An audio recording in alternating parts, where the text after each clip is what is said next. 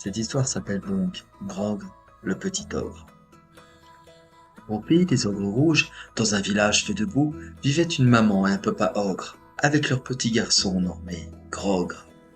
Le papa de Grog était très très grand, avec une peau rouge vif, des dents vertes et sur la tête 3 belles cornes vertes. Comme tous les ogres rouges, il était terriblement fort, mais hélas, pas très intelligent. La maman de Grog avait la peau rouge orangée et une seule et fine corne à rayures rouges et vertes.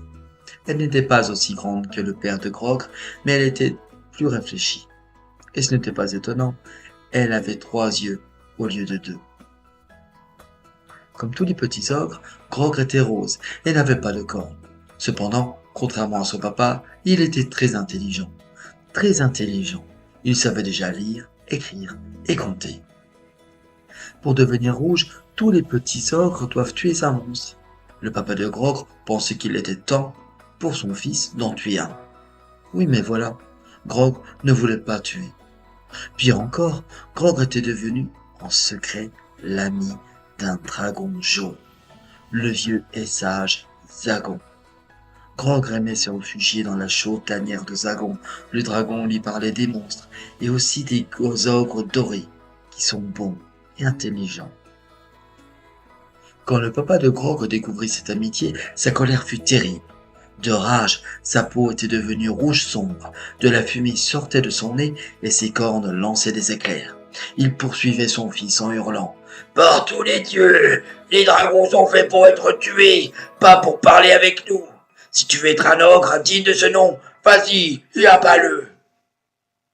Grog courut à toute vitesse jusqu'à la tanière de Zagon. Il lui raconta toute l'histoire en pleurant à chaudes larmes et lui demanda conseil. Le dragon le regardait pensivement.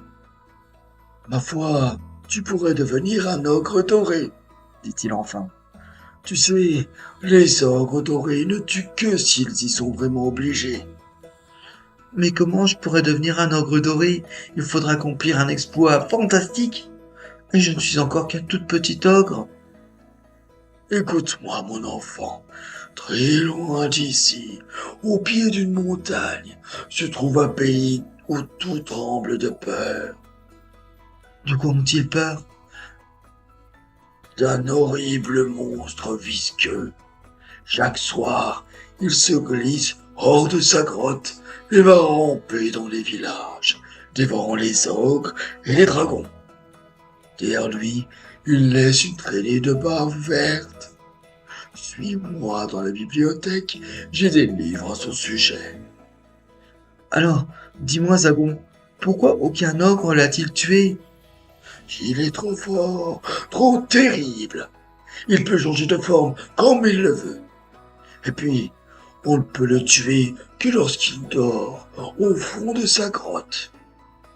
Hélas, le passage qui y mène est trop étroit pour un ogre. Mais moi, je suis petit, je pourrais me glisser dans ce passage. Et là, je tuerai le monstre, je le transpercerai avec l'épée de papa. Après, il te faudra traverser un pont glissant qui passe au-dessus de la bête endormie. Quant à l'épée, tu devras la lui enfoncer dans le cœur. Ne perdons pas de temps, s'écria Grog, et il courut chercher l'épée de son père. À pas de loup, il pénétra dans la maison. Ouf! Étendu sur le divan, papa ronflait, et maman avait dû sortir.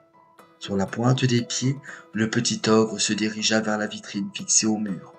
Enfin, l'épée était entre ses mains. Puis Grog retrouva Zagon et s'assit sur son dos pour voler, jusqu'à la montagne où habitait le monstre. L'aventure avait commencé. Je te souhaite une très bonne nuit. Nous retrouverons les aventures de nos amis Grog et de Zagon au prochain épisode. Je t'embrasse.